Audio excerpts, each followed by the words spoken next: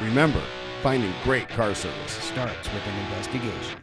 How you doing, everybody? My name's Chris. I'm Gary. Welcome to Car Service Investigations. Hey, internet world, how you doing all there this morning? We hope you're doing all right. Yeah. So today, we are going to address the misconceptions of maintenance versus scheduled maintenance. Well, routine maintenance versus scheduled maintenance. Point taken. Okay, so Point taken. We want to real give a shout out to Vic Coppola real quick. He's sponsoring the video for us. We want to thank Vic. He's a good man. Great guy. Everything's in the banner down there. If you want to sell a business, if you want to buy a business, expand your business. Vic's your man. Vic's the guy. So give him a holler. All the information will be in the front and in the description box below. And let's get started. Let's get going here, buddy. So okay. So Gary, I think really most of the people out there right now think if you just change your oil on a regular basis, that's all you really need to do.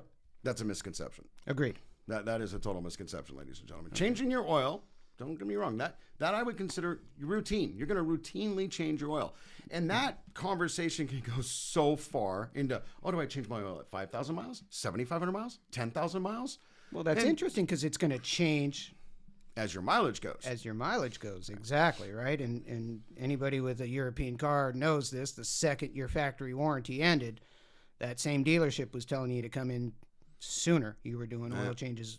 This is what we've seen when we owned our business. That's right. Oh my God, they said 10,000. Now they're telling 7,500, and all of a sudden they're telling me 5,000. Why is that? Again, misconceptions. But let's just go into that little thing we talk about: routine maintenance and oil changes. So where are the misconceptions with that? Well, again, I think a lot of people believe it's okay if you just change your oil. That is maintenance on your car, and it was spurred by the growth of the quick lube service facilities. I agree. It was a great idea, marketing wise, right? The concept for a business, but is it best for your car? In my opinion, no. Okay, but hold on now. I want to say that there's some great quick lube places out there. Okay, however, always exceptions to the rule. However, all they are doing is changing your oil, ladies and gentlemen. They're not looking your car over. They're not doing what we would call a bumper-to-bumper inspection within an oil change service of a routine service that you're doing an oil change. So that and the business model is built on upselling fluids and filters. Right. And it's high volume. That's why when you go into these quick lube services on the weekend, they're smacked. They're just busy. And it's convenient, right? It's convenient. Your life is busy. You're driving down the street. You know it's there. You stopped. It took you 30 minutes to get it done versus, having to find your mechanic or whatever, set the appointment, lose your car for 2 or 3 hours. We get it. It's convenient, but it's not best for your car because, again, they're not mechanics. They're not inspecting your car properly. They're just going through a business model of upselling you products that you may or may not need. Yeah, agreed. Okay. Agreed. We could tell you stories, but we won't. Right. So, the number of car owners that follow the guidelines in their manual, 1 in 10, 2 in 10? I'm going to give everyone the benefit of the doubt out there and say that it's, say, 50%, 5 and 10. Wow. That actually follow the manual. Okay. I think it's probably at tops 3 and 10. That's me, but okay. But still, that inquires. Then let's say 40%, 4 and 10. 40. We'll agree on that. That do exactly what the manual tells them to do, right? It's Bible. Yeah. So you have when you look at your manual, okay, you got 2 of them. Yeah. You have your manual, and then you have your maintenance book. Yep, your service book. The service book. The one you get stamped. Yeah. So when we get into that misconception of just an oil change is doing maintenance, it's not. No. It's just doing the routine of the car. So you're basically changing your oil. We're going to use 5,000 mile intervals because most cars on an average are about 5,000 mile intervals. And let's say you do that for the life of the car. Is your car going to break down? Sure. Right. One day it will. Right. You're going to neglect so many other things. But if you change your oil every 5,000 miles, you're gonna get 150, 200,000 miles out of that engine. Yeah, you hope. Pretty reliably. Yeah, you hope. I can go more with often you than not. Yeah, I can see where you're going with You're that. going to lose an alternator. You're going to lose a starter, a drive belt, a radiator's going to blow. Yeah. But that engine's going to run. Yeah, I can see where you're going with That's that. right. I mean, that's ultimately what you want for your car, is to be on top of it every 5,000 miles, right? That's the key. The breakdown is who's inspecting your car. Exactly. Right? Tires have to be rotated every 5,000 or 6,000 miles. Yeah, right? especially tires that you can rotate to keep into the warranty factor with the tire company. Exactly, right? You go buy brand new tires, if you don't provide proof that those tires were rotated, then the factory warranty is They can out the push. door. Well, they can push it to where, well, it wasn't our fault the tire prematurely wore. You didn't rotate them every 5,000 miles.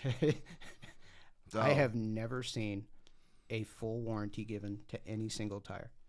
Yeah, when we owned our shop, we didn't see it. So it's a whole No, other so that's a story. whole other But story. again, So now let's move on to the next thing. What's the next thing that we were talking about with the misconception of, say, scheduled maintenance? is it really necessary? My Oh, car has, God, yes, it my is. car has 90,000 miles Yes, on it. it's very necessary. Right. It's running fine. I don't have any problems. Gary, why do I need to do that? So do you want to break down on the road? No, I'm not saying that if no. you don't do your maintenance, your scheduled maintenance, that you're not going to break down, but do you want to? This is the one thing that we really, really, really pushed when we owned our automotive business, is that this is preventive. Okay, so doing your 30,000, your 60,000, your 90,000. Some cars have a timing belt do it 105,000, but then we can jump to 120 because you're doing 30,000 mile intervals.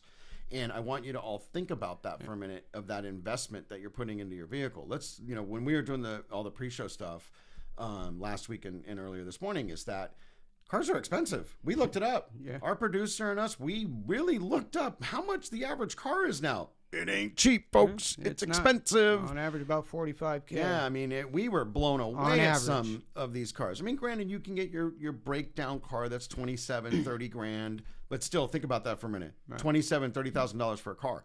You want to take care of that investment, because everyone knows, hey, I drive off the lot, depreciation value hits. Sure. Well, guess what? If you take care of the car, you lift up depreciation over time. And that's the goal here, is to keep that investment long lasting for you. Well, even with that being said, the mindset of a consumer, okay, is that you set an oil change appointment with a mechanic, right? This happened to me all the time, even with our good, loyal, regular customers. Is come in, the car's got 89,000 miles, 92,000 miles. Hey, Bill, your car's got 89,000 miles. You're due for the 90K. It's going to run you, just say, $750. Okay. Wow, Chris, that's expensive. I wasn't expecting that today. I just was hoping for an oil change, get an idea of what the condition of the car is. Okay, Bill, I get it, but at 90K, your spark plugs are due. And so this is the reason why you want to do this service today, is because your plugs are due. 90,000 miles, they are worn. Okay, at some point, I can't tell you when, but if you don't replace those spark plugs, you will get a check engine. Yeah, you're going to get a misfiring code. Yeah. Some kind of problem is going to arise, and then you're going to have to replace the spark plugs when the car demands it. Yeah, I'm here. And then you're here today. Right. I see when where I'm you're going. asking you. At some point, your car is going to demand repair. Yeah. And again, he said that, demand repair. I'm glad that you said it like that, because we're trying to get it to where you, Mr. and Mrs. Customer, understand. We're trying to avoid those demanding repairs. That's right. Don't get us wrong. It's going to happen. You got shelf life on things, guys. It's going to happen. Okay. Right. I mean, we get it.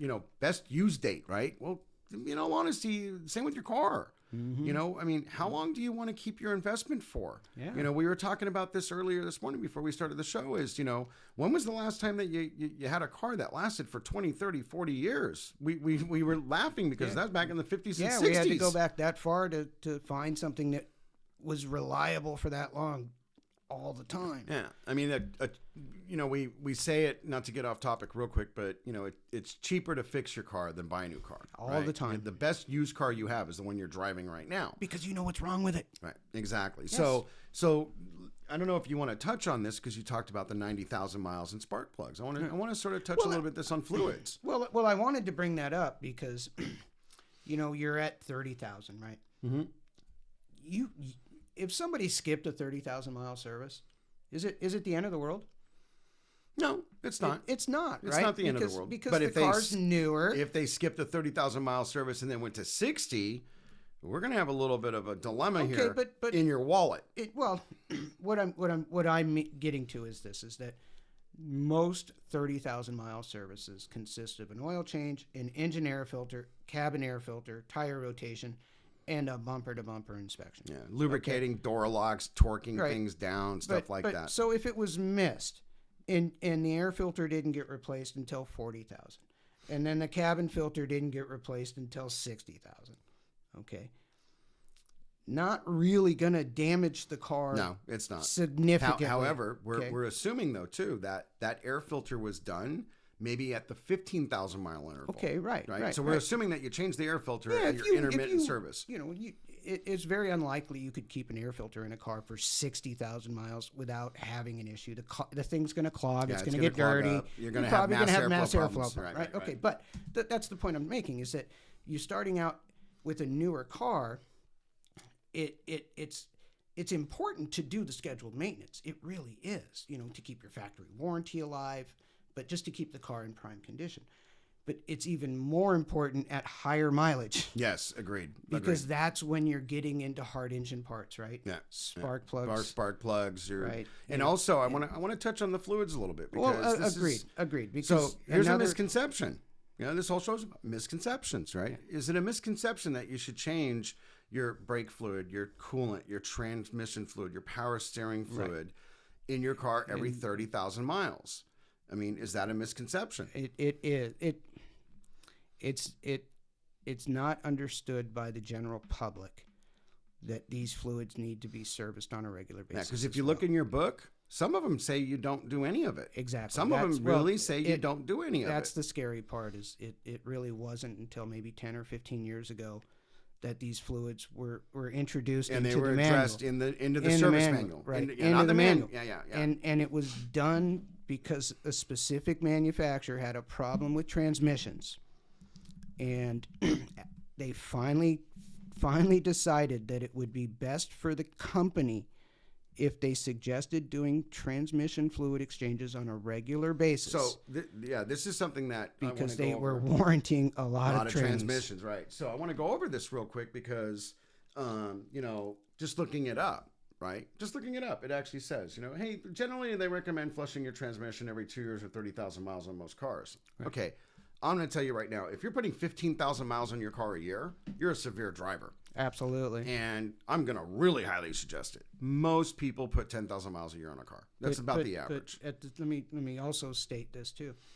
If you're only driving 5,000 or 6,000 miles a year, but every inch of that mile is stop and go traffic, you're a severe driver. Yeah, I'm going to say you're going to stop and go traffic is very hard on your car. Right. So, just going into that looking at a customer going, it's got 30,000 miles and it's $400 for the 30K service. Now you want to tack on another $600-700 to do all my fluids. Do I really need that? Well, no, you really don't. At this moment in time, you don't. Right. But so there's a misconception there. Preventative tool that you brought up earlier. And,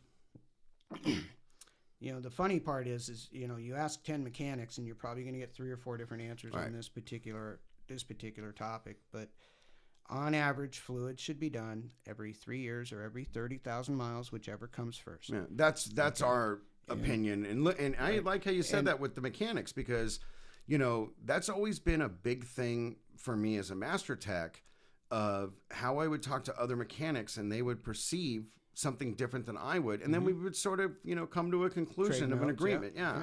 Well, we're going to have Inside the Shop on Friday, and we're going to get into this detail as well, specifically on fluids. And I'm going to suggest a different mileage interval at that show. Yeah. And we'll get into a deeper topic on fluids on Friday's show. Yeah. But the point being is it have to be done at 30,000 for the first time? It doesn't. But if you get into the routine. Exactly. That's it. When you look at how habit forming we are as human beings, exactly, it becomes just the second nature. You don't think about it. It's like, we're both musicians. Okay. A great musician, it's muscle memory. It's truly muscle memory. You just remember how to play something because your muscles remember how to do the flow. Right. And so we get into that, the brass tacks of looking at how we schedule our maintenance on our vehicles. Mm-hmm. And I personally feel the misconception of the scheduled maintenance is that we neglect some things when we do that scheduled maintenance. And it's just because it's not in the book. That's right. And that's why when we owned our shop, why we always tried to inform our customers of, hey, this is why we want to do it. We don't want you to break down. Yeah. Our producer was saying And yet this. you still had a lot of customers look at me and you could just see in their eyes they thought I was trying to take advantage of Right. them. Our producer was saying this. I do these maintenances because I don't want to break down on the freeway. And we're like, and he goes, but I know that eventually it can happen. I know that doing these services is not going to give me an insurance card that says, I'm never going to break down. However, it does give you some peace of mind that your car is running at peak performance. And that's the goal here, folks, is to have your car running like it's brand new. At all times. And if going in and seeing a guy every 6 months, 5,000 miles, okay, your car's in great shape, but when's the last time you looked at your own serpentine belt? Yeah, and I got one, so, I know this wasn't really in our show topics, but I want to bring it up. Wash your car once a week, folks. Have your car detailed every 6 months. Goes a long way. Have your engine compartment and your undercarriage find a good place that does it, that follows all the correct laws, and have it completely cleaned. Once a year? I say every 2 years. Every 2 years. Okay. And what happens is you keep the luster of your vehicle constantly, and there's pride in that. When we were starting to build this show, we used to listen to the two brothers, Click and Clack. These guys were awesome, okay? Had a big syndicated show on NPR back in the day. And they would talk about how we lost the love of our vehicles. That's right. We really, don't get me wrong. I think people do love their cars, Chris, but it's just a mechanism to get to work in the grocery store and get the kids in. That's it. It's not the same. It's not the same. It's it only applies today when you buy the classic. Or the kids that buy the really nice M3s or the M2s now. Sure. But when we were teenagers, even that 63 Chevy C10 that was puke green, it was his pride and joy. Mariah. Yeah, it was his pride and joy. Yeah, right? I named my truck, okay, guys? It was. I named my truck. The guy washed it. It was puke green. Hey, that was a nice color, man. I like that color. After he washed it, it looked worse, but he cared about his truck. And 25, 30 years ago, it was they said you go out on the weekend and you look at your neighbors, and half of them were washing their car because they love their cars. Yeah. And if we can get that love affair back, what it means for you is it means you get a 20-year car, if not longer. I have a 2002 Nissan Frontier XC. I love the truck. I truly love it. And when we owned our business and I would take customers to work or home or pick them up, they would be blown away at how nice the inside looked. Yeah. And even the paint job at times. I mean, the paint's starting to fade eventually, but I mean, I have 222,000 plus miles on this truck. It looks great. And it still drives really well. Now, granted, don't get me wrong. I know I'm a mechanic. I'm a mechanic. Right. I owned a shop with my brother for 13 years. So, I mean, I had some benefits where that was concerned pricing-wise. I understand that. However, people would ask me, how do you keep this thing so running well? I'm like, well, I change the fluids every 30,000 miles. I change the oil every 5,000 miles. Yeah. I rotate my tires every 5,000 miles. I mean, there's so many things that I could go into.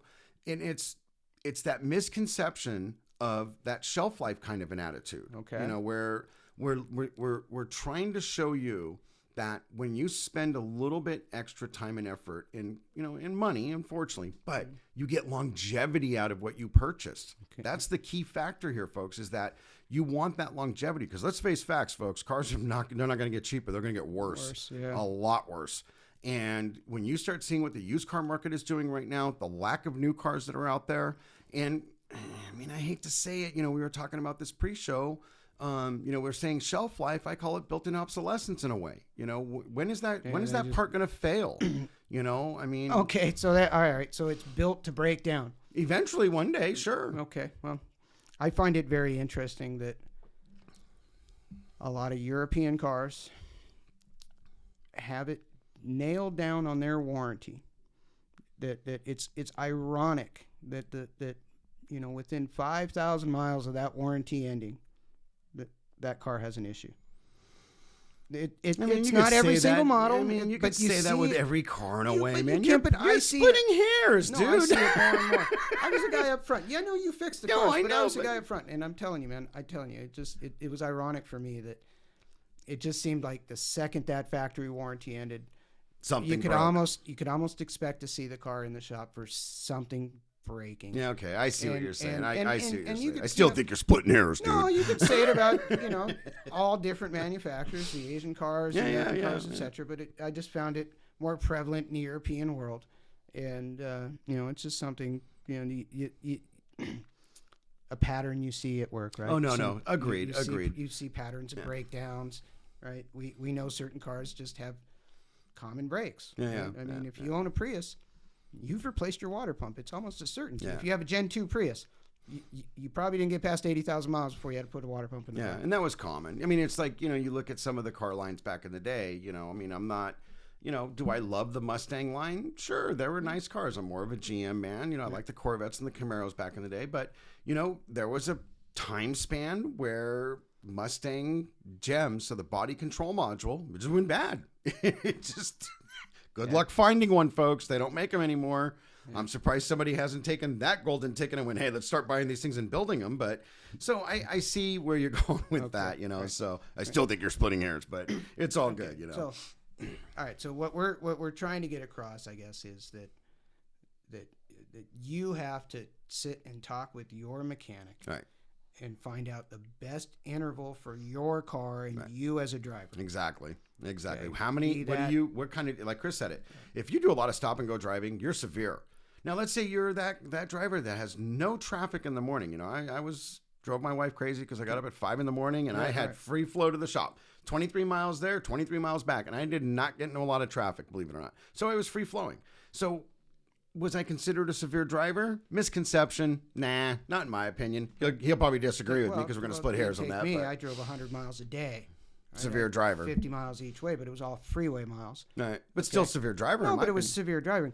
But I wouldn't change my oil every 5,000 miles. I went to 7,500. But you were using synthetic. But regardless of the fact that I drove to work and back. Yeah, that was it. Yeah. And I agree with that, by the way, because we talked about this when we were in the shop. Like, hey, should I, because we were getting the oil at cost and all that and all that. But so should I change the oil at 5,000 or 7,500? I said, well, personally, the car's new. So this is when he only had like 30,000 miles on it. I said, you can push it to 75. Right. But once you get into the 100,000 plus, I'm going to start saying you do it at 55, 60,000. I would sometimes do it sooner, but even now with 268,000 miles on this thing, when I change my oil at 7,500 mile intervals, the quote oil life percentage in the car has never been lower than 40%. Well, that's because you're driving so much in a time frame too. That timer. Agreed. So. And knowing that, I felt comfortable extending my mileage for me but and my car. You also check your oil on a regular basis to make sure you're not getting exactly low. Because this car does burn oil, and I would have to add oil at least twice between oil changes, right? But and by the way, folks, if you don't know how to do that, learn how to do that because that is a good habit to make. Yeah, checking your oil once a week. You need to learn the basics about your own car. You really need to know how to. But I want to backstep here with you talking about your. Well, I want to backstep about talking to your shop about the maintenance programs. Mm-hmm. Not looking at saying, going into a shop and saying, hey, Gary, Chris, I want to know what's the best for my car. This is my driving. This is what I do. Yeah. The family goes to, wherever for camping or skiing or whatever. On a regular basis. And so what do you feel is the best game plan for me? Now, this is what we want more than anything out of a customer. Yes. We want you to be engaged with the shop. It's very important. And we talked about this on episode 1 where, having that trusting relationship with the shop is what helps your wallet. Yes. Okay. And again, this show is all about helping you understand the misconceptions of the industry and looking at how you build a long-term relationship with the shop that you're dealing with. Which then gives you a long-term car. Exactly. Okay. Right. Exactly. There's no splitting hairs there on that one, folks. So it comes down to what's the next thing that we were going. Well, let's just break this down. Right, we're breaking down the misconception that if you did just oil changes, that you're doing right by your car. Not true. Yeah, that's not true. You need to be seeing a mechanic twice a year, just like you see the dentist, folks. Every 5,000 miles, those wheels have to come off the car. They've got to be rotated, and there's got to be a good, solid inspection on your car, so you know exactly where your car stands every 6 months. Okay. And then once you have that relationship with your mechanic, as the mileage builds up and the likelihood that you're going to be called and said, hey, I've got some issues. Right. Okay. Aside from the obvious brakes and tires that wear down that have to be done, your rear trailing arm bushing on that Honda CRV is That's making oldest. noise. That's the older CRVs, right? by But the way. it's starting to make noise now, and you've heard it. You told me about it. Now we can't monitor anymore. Right. It's got to be addressed. Yeah, that's one thing too, folks, is that when you get into having building a long-term relationship with a shop, if it's the service advisor, the owner, the manager, whoever it is in the shop, that they're giving you all of the facts, and don't run away if they tell you it's $4,000. Right. Run away if they say you got to do it all right now, unless it's all safety issues. If they're like, hey, look, this is a safety issue on this stuff. Then you need to really then you got to pay attention. Yeah. But if they say, hey, you got 55,000 miles, we really think you should do your shocks and your struts, and this and that. Maybe go home and think about it. Yeah, go home and think about it. But also, too, pull them aside. Don't do it in the office. Hey, can I talk to you privately outside? Hey, is there any way we can, say A, B, C, D this thing? Can I do this tomorrow or today? Can I do this in 3 months, right? We're going to go more a little depth on that inside the shop on savings, money, and all that. Exactly, and realistically, a good mechanic will not be, you won't have to ask them to go outside. Right. It's going to be presented to you from the very beginning that, hey, we've got some problems on your car, okay? I got 2 safety issues that we have to address today. Okay, I got 3 issues that should probably be done in the next 6 months. Yeah, in the next service. Okay, and then we've got some issues that might take a year before it becomes a problem where we really have to deal with it. Right. Okay, and then that's how you gain trust, right? Because the mechanic's being honest with you. He's telling you the truth that this is an issue. The car has a problem, but that problem is not really going to be a safety concern for you. It's not a reliability issue for the car. Okay, at worst, it's some noises and some annoyances. Well, that's funny because we talked about this, and as we're wrapping up, I've had 1 alternator in my truck, 1, and it was under warranty. It was a fluke. We were doing a road trip, and we were going through Salt Lake City, and the alternator started whining, and I was still under warranty. We barely rolled into this. Yeah, and so good luck trying to find an alternator on a fairly brand new truck. So I had to go to the dealer, but I was under warranty. And so that was done at about, I want to say 30,000 miles. Again, I got 222,000 miles on my truck. I've never done an alternator after that. God, I can't even remember when that was, dude. Yeah, it was back in 05. Wow. Yeah, it was a long time ago. And why have I not done an alternator? Because every 5 years, regardless if my battery passed its test, I replaced it. Yeah. And my battery would have a maintenance, 75-month battery. Yeah. I always replaced it every 5 years. It was, I got into the habit of just doing that. Now, granted, again, I know that we owned a shop. I'm a mechanic, it was so a lot pricing easier is a for little him. different. Sure, right. But think about it. The alternator to replace on my truck back then was $1,100. Yeah. I haven't had to do that. So there's some key things here that as we grow together as a family with CSI and you folks, that it's to help you understand some of these misconceptions that go on in the industry and how we're going to help you save money in the long run and how you're going to always feel the pride of your vehicle when you get in the car. That's the key thing, is that knowing I bought that thing's a brand new gonna car. Be there for you. Exactly. Take you everywhere you want to go and get you there safe. Right, exactly. So, anything else you want to go over while we're talking? I think we pretty much got it down. Yeah. And again, tune in on Friday because we're going to go in depth inside the shop with this. We're going to give you the shop owner's perspective of why you want to do a 30, 60, 90, or 120. And we're going to talk about those fluids, folks, because that's the key thing.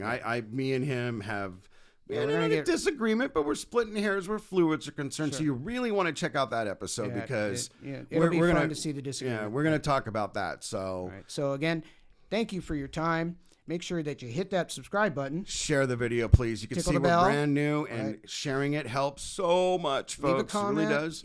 If you like, what you didn't like, if you had a topic about a show you want to hear. Get some ideas, too. It's all wide open.